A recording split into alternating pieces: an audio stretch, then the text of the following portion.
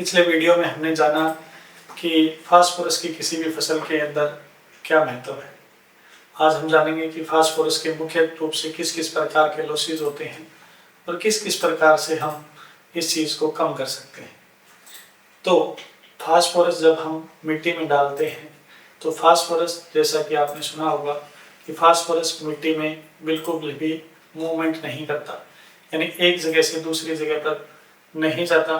Phosphorus एक जगह पर स्थिर रहता है या इसकी मूवमेंट बहुत कम है, जिसके मुख्य कारण ये हैं कि किसी भी मिट्टी का अगर पीएच मान 7.5 से ज़्यादा है तो फास्फोरस उस मिट्टी में कैल्शियम के साथ या मैग्नीशियम के साथ फॉस्फेट आयंस बनाता है, जो कि घुलनशील नहीं है।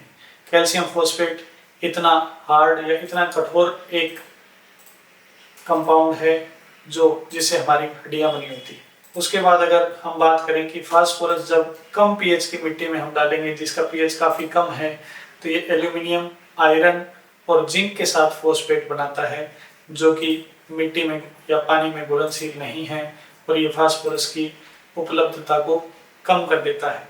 जिस मिट्टी में ऑर्गेनिक कंपाउंड्स, ऑर्गेनिक कार्बन की मात्रा कम है, उस मिट्टी में भी फास्फोरस के लॉसेज सामान्यतः ज़्यादा देखने को मिलते हैं। अब हम फास्फोरस के लॉसेज को या नुकसान को किस तरीके से कम कर सकते हैं। जो एक नुकसान इसका और है वो ये है कि फास्फोरस के जो भी फर्टिलाइजर्स आते हैं वो 100% वाटर सोल्यूबल नहीं होते हैं।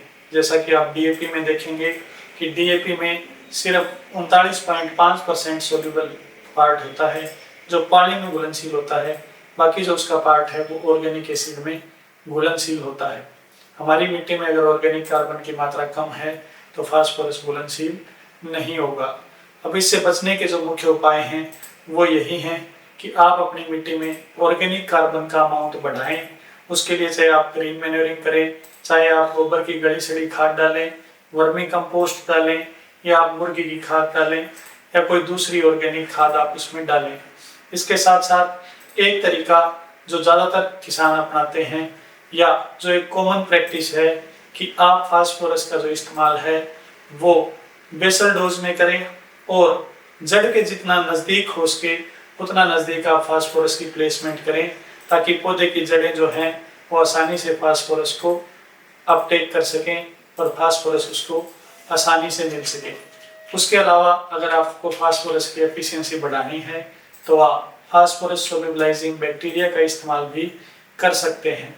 अगर आप धान की फसल लगा रहे हैं तो आप फास्फोरस की जो एप्लीकेशन है डीएपी के थ्रू, सिंगल सुपर फॉस्फेट के थ्रू, या तो कद्दू करते टाइम, जिस टाइम आप उसकी पटलिंग कर रहे हैं आप उस टाइम भी कर सकते हैं।